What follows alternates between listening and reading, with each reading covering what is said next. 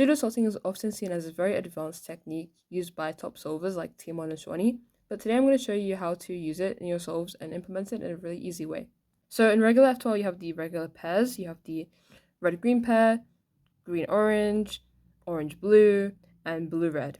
But in pseudoslotting, you're going to misalign the layer, let's do a D, and now it's all different, and we can see we have a new set of F12 pairs. So that's 4 more pairs. If we do another D, we now have another set, another 4 pairs. And if we do another D, another 4 pairs. So in total, with pseudoslotting, you have 12 extra pairs that you can get during F12. Using this, we can make our F12 much easier and also plan X crosses or double X crosses in a much easier way. For example, in this case here, I have this edge over here solved and this corner here solved. Now, if I were to solve these separately, it would take a lot of moves. So what if I set this up into a pseudo F12?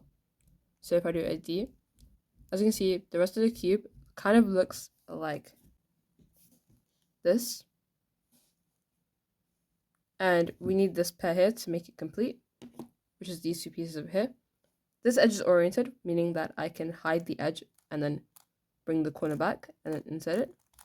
So make sure you really understand EO, because you can no longer really rely on just pattern recognition. You have to know whether this is oriented or not to know what type of F12 case you're getting. So, like so, it's the same here. And now if I do a D prime, we have F12 solved. We can also use pseudoslotting to create better pairs. For example, in this case here, I have this case over here, which is triples inverse XC, which isn't bad, but over here we have this really bad F12 case where we have the flipped edge and solved corner. So instead of solving it separately, I can turn this into a pseudo case by doing a YD prime, or if I was over here, I would do a YD prime. And now as you can see, we've set it up into a pseudo pair, and this case over here is the same as this one over here, because this edge is misoriented and we have the corner with white facing the top. So what we have to do is U prime, sledge, and insert it, and then align the layer again. For example, in this case here, I have this pair over here and this pair over here. And if I do keyhole with this pair, I still have this pretty bad case where I have to do triple sexy, which isn't bad, but it's a lot of moves.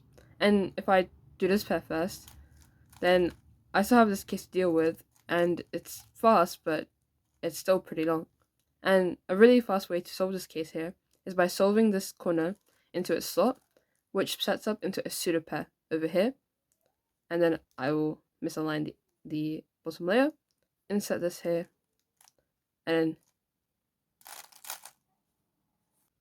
now we're going to take a look at the solve that Timo did during Monkey League, which I think is a really good example of making a double X cross with pseudoslotting. So first is a D prime L prime to insert these 2 pieces, and then he's going to insert this edge over here with U L2, and then D prime L prime, and that gets this block solved here. And now he's going to insert. He's going to do a U and insert this edge over here into its slot.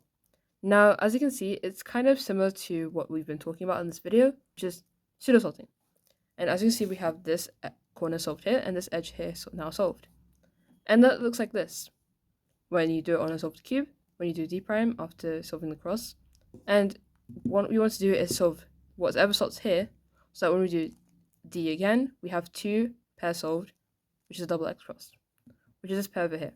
So what Simon does is he's going to solve this edge and this corner like a pair, pseudo pair, and solve it into the back, like so.